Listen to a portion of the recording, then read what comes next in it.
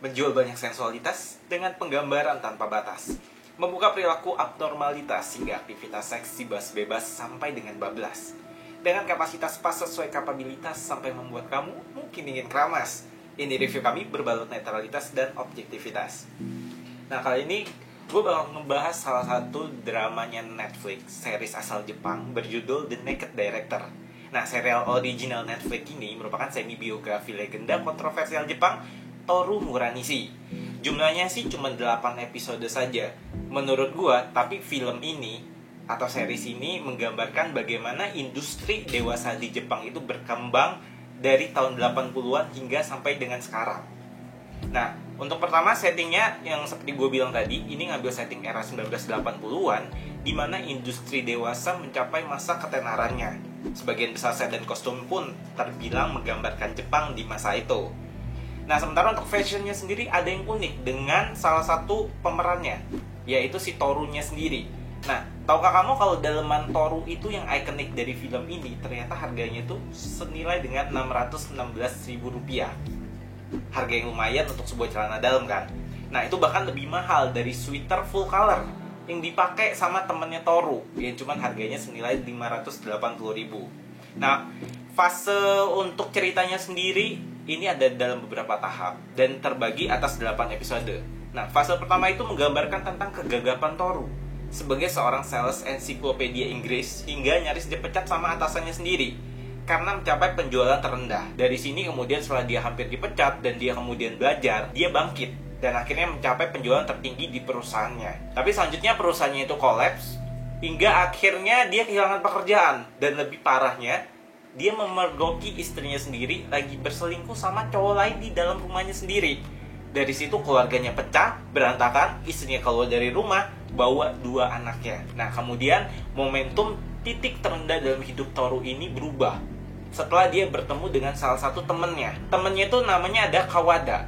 Jadi Kawada ini ngegiring Toru masuk ke sebuah motel. Hampir dikira sebagai pasangan homoseksual awalnya. Tapi kemudian dari sini Toru justru mendapatkan pembelajaran untuk menata masa depan selanjutnya. Jadi dari Kawada ini Toru mulai nguping sebelah kamar motelnya yang ternyata emang dipakai sebagai motel esek-esek. Tapi aktivitas seksual itu kemudian direkam sama Toru dan dijadikan lahan duit selanjutnya. Kemudian dari sini Toru mulai beli majalah dewasa sampai akhirnya dia ngebeli sebuah toko buku.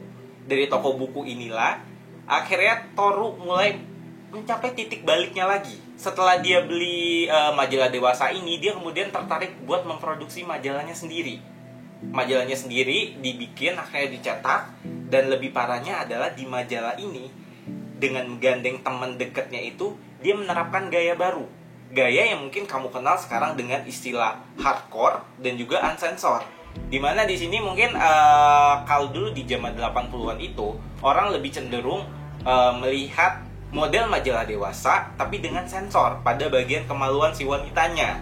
Nah, Toru menerapkan gaya berbeda nih di sini. Dia mulai memasukkan cerita seperti misalnya kayak cewek pegang pecut untuk melakukan aktivitas seksual dengan model si prianya. Ternyata gaya Toru ini diterima dengan baik di Jepang dan jadi kayak sebuah revolusi gitu di Jepang, bagaimana mengubah pandangan orang tentang seksual sendiri dan makin banyak yang tertarik gitu untuk beli majalah Toru sampai akhirnya lakunya tuh sekitar 300.000 kopi. Ya sampai akhirnya ganggu pesaingnya si Toru ini.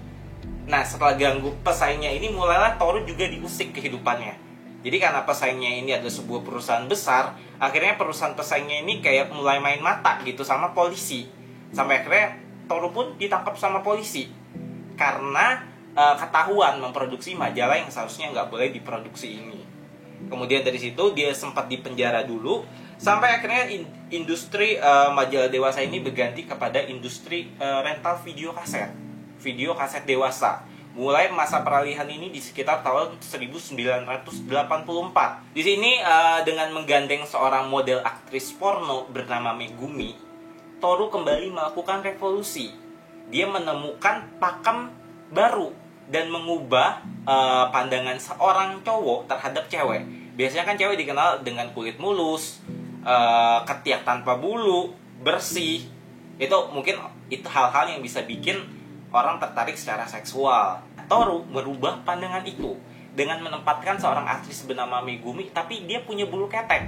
Bulu ketek ini kemudian dianggap seksi oleh pria-pria Jepang di tahun 1980-an dan mungkin menjadi role model baru yang menyatakan kalau model aktris porno itu nggak harus selamanya bersih dari bulu-bulu. Di sini akhirnya usahanya itu mulai menemukan hasil. Jadi nggak hanya menceritakan tentang Toru, tapi di film Naked Director ini juga menceritakan dari sudut pandang Megumi, si aktris porno itu. Jadi Megumi ini ceritanya adalah seorang anak dari dia punya ibu. Jadi ibunya itu sebenarnya adalah selingkuhan dari seorang pria beristri. Tapi karena mungkin gairah seksualnya itu tinggi banget dari si Megumi ini, akhirnya beraniin dirilah dia buat ketemu sama Toru. Dan lebih mencengangkan lagi, Toru itu juga jadi co-star untuk video pornonya sendiri. Tapi ada satu hal penting dari industri video porno di Jepang. Kalau industri porno di Jepang, mungkin kamu yang sering nonton film bokep Jepang, pasti mendapati ada satu sensor pada bagian area kemaluan si cewek ataupun cowok. Karena sebenarnya industri porno di Jepang itu legal, tapi harus mematuhi ketentuan dan syarat yang berlaku. Salah satunya adalah pengaturan tentang sensor ketat terhadap area kemaluan si cowok maupun cewek, dan hukumannya nggak main-main kalau ngelanggar. Kenapa industri porno di Jepang itu legal, sementara itu juga sempat jadi kontroversi di berbagai negara dunia lainnya? Itu karena industri porno di Jepang itu menghasilkan hingga 20 miliar dolar per tahun di seluruh dunia, yang which is itu bisa jadi salah satu pendapatan devisa dari negara Jepang. Jadi dengan menjual sensualitas dengan cara yang cerdas, menurut gua cara ini bisa jadi pendapatan yang tinggi itu buat sebuah negara.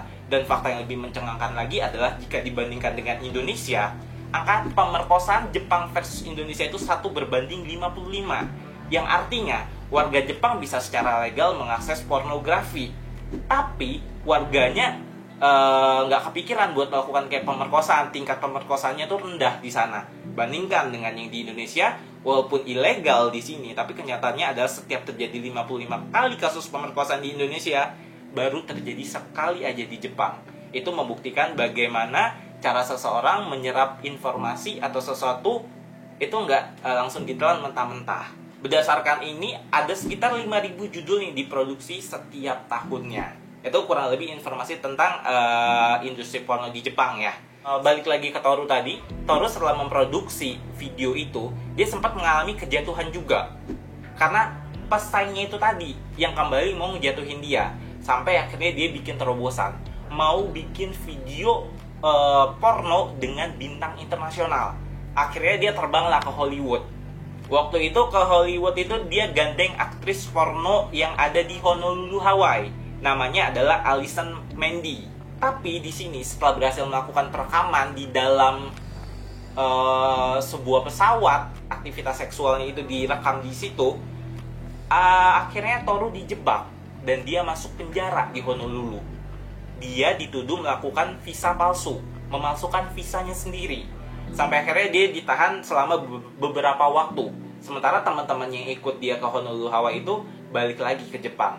Tapi temannya yang setia kawan itu akhirnya cari cara lah buat ngebebasin Toru dengan cara menyerahkan dirinya ke Yakuza. Jadi dia mendapatkan sejumlah uang sampai akhirnya nanti dipakai uangnya itu buat nebus si Toru. Toshi itu menukar dirinya untuk dapat uang pembebasan Toru dengan Yakuza. Dia ngejual video tanpa sensor, yang kayak gue bilang tadi ke kalian.